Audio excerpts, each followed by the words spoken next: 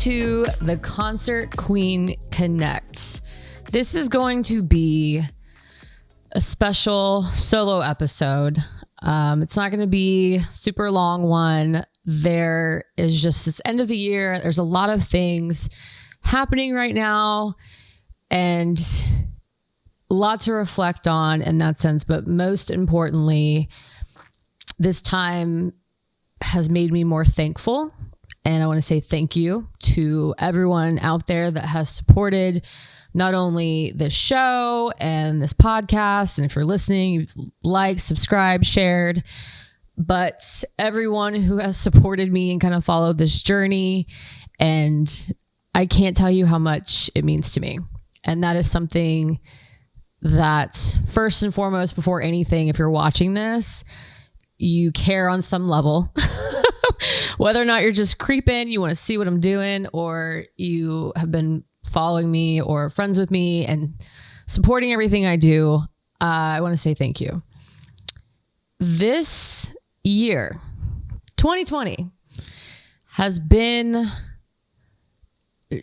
I don't even think we can even put it really into words, of a roller coaster of emotions, a roller coaster of health for people, of habits and things that people have undergone.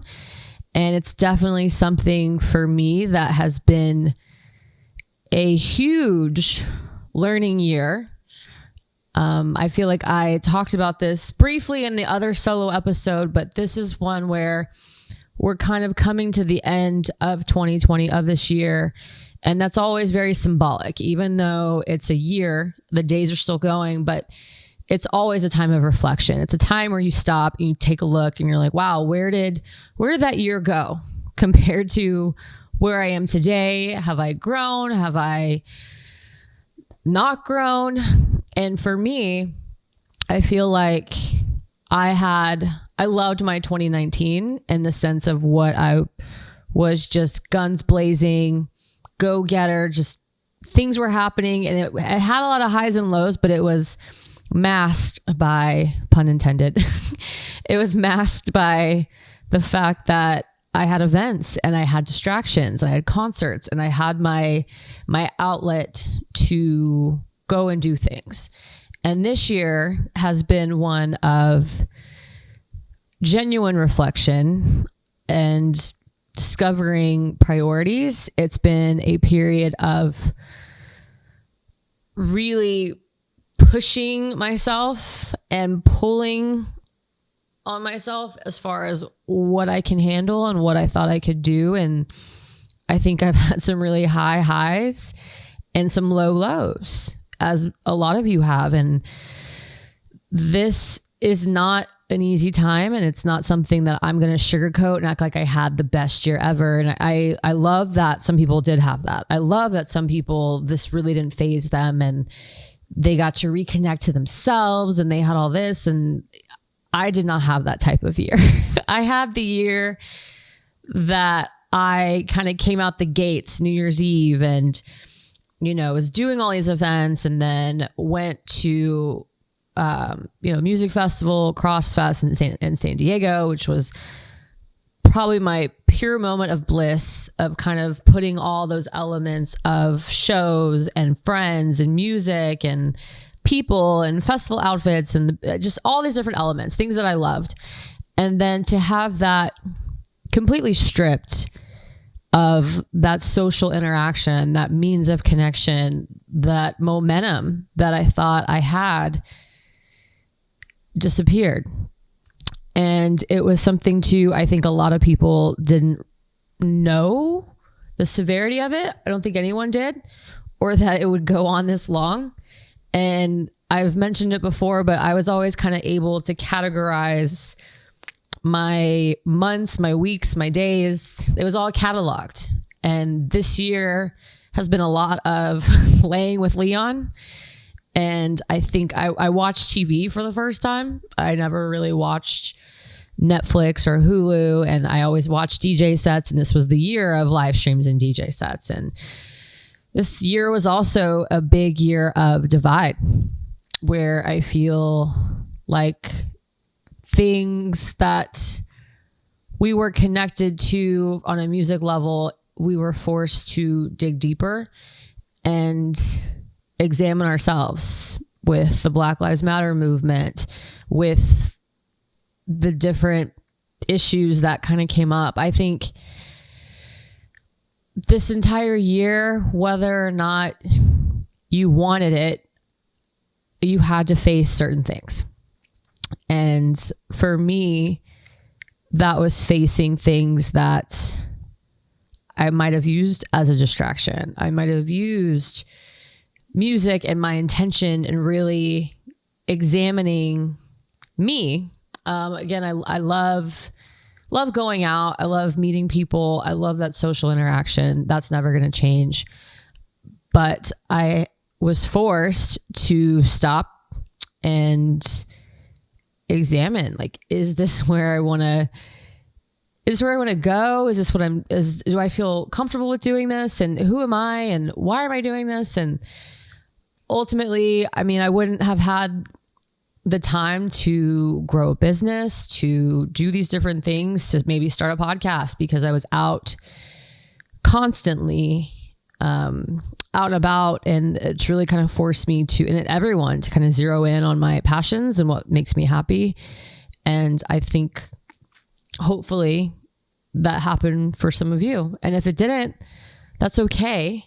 This was also just a period of survival, of trying to overcome things, but the extremes of what we've all been through. And some of my key takeaways I've had, I'm sure a lot of you have as well. And there are things that I'm going to take with me into 2021 that were big learning lessons for me. And sure, there's some for you. And, you know, the number one thing is just looking out for yourself in that sense. And it's not being selfish, but looking out for yourself so you can look out for others. I know we've all seen that, you know, when you're on the plane, you're traveling and they have the mask, and then, you know, you put the mask on in order to save other people. And I think that's definitely something that I learned, that I was always putting other people first ahead of me sometimes. And I've had to stop and think about how am I going to take care of myself if I'm completely exhausted, if I'm staying up till God knows what time, and then trying to be helpful or supportive in whatever way I can't show up for people. So this has been a time where I've been able to stop and remove all those distractions and really just be vulnerable and feel again. I think this has definitely been a year of feeling for me. I have felt things that I did not know were inside me, as far as the vulnerability and the lack of being vulnerable. I think a lot of us, like you said, we find distractions, we do different things. But for me, there was a definite wall up of emotionally just protecting myself from people. And it's still there. I wouldn't say it's completely gone, but I think there's definitely a part of me that wants to let that guard down and wants to continue to feel. And I think when you allow yourself to feel again, and I mean that in a way where you're putting yourself out there in a bunch of different ways. I'm not even just talking romantically. I'm talking about like really going for a goal and knowing that you might fail.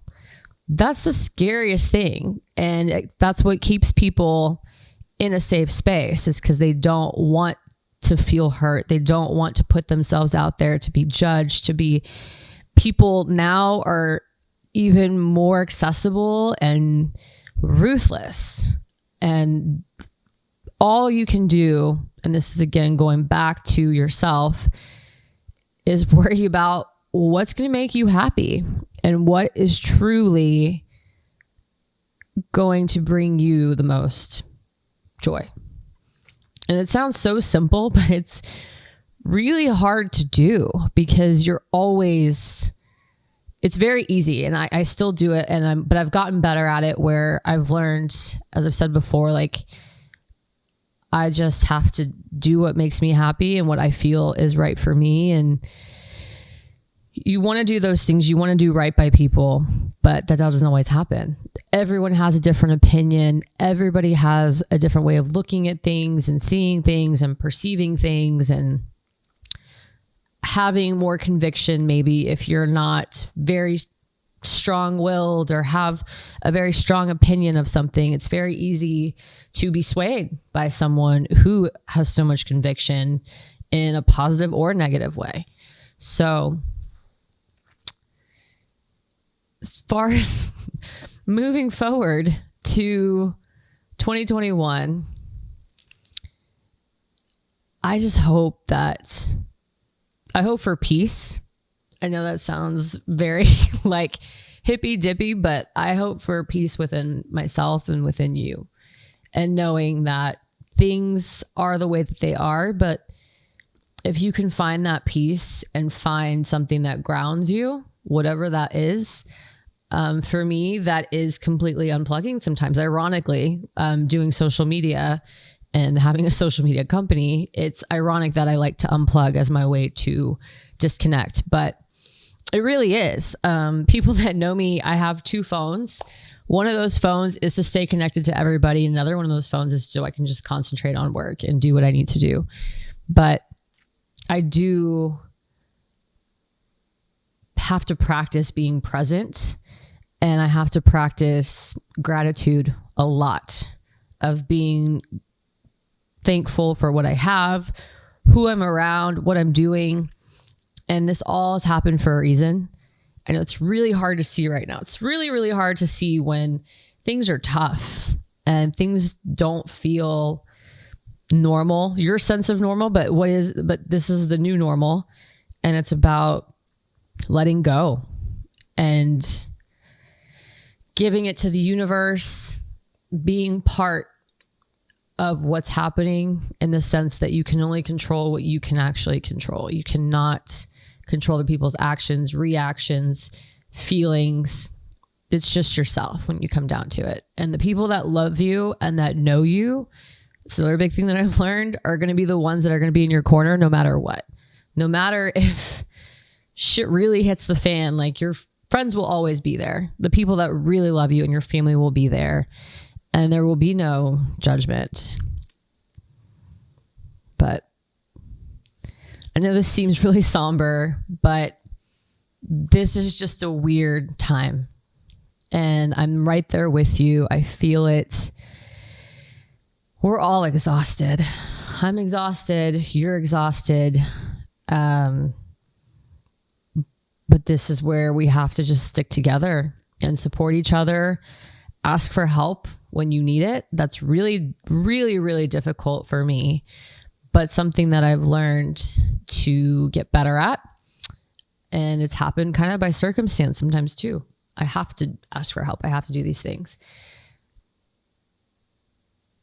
I want to say again that I thank you so much for the people that have continued to watch this show. I'm excited for the future of it. This has been something that has brought me the most joy of 2020, and something that feels the most natural for me, in the sense of talking and connecting and having these amazing conversations with people. And that's pretty much what it's like hanging out with me. They're not all heavy, deep conversations, but there's lots of jokes and lightheartedness. And I feel like it's been a way to kind of, the word of 2020, pivot into something that is more me, and something that I don't know would have happened if this year had not happened. So thank you. I love you. And I hope that you are able to let go and release what is not meant for you. Find love for yourself and whatever that means for you, and honoring yourself, because that is self-love. And giving the people that you love around you, telling them that you support them and you're there for them, because they need it. Maybe you've had your day and you're weak and you're strong and not being able to communicate that, but know that you checking in with your friends is probably one of the most important things that you can be doing. And it's okay if you're having an off day and you just hope that someone else looks out for you. So thank you for being part of this journey. I look forward to what may come in the future, and we'll see. Who knows? Have some plans. I have some big goals of what I want to achieve and people that I want to continue to bring on. And I can't do that without you. And so thank you. Y'all have a great and safe New Year.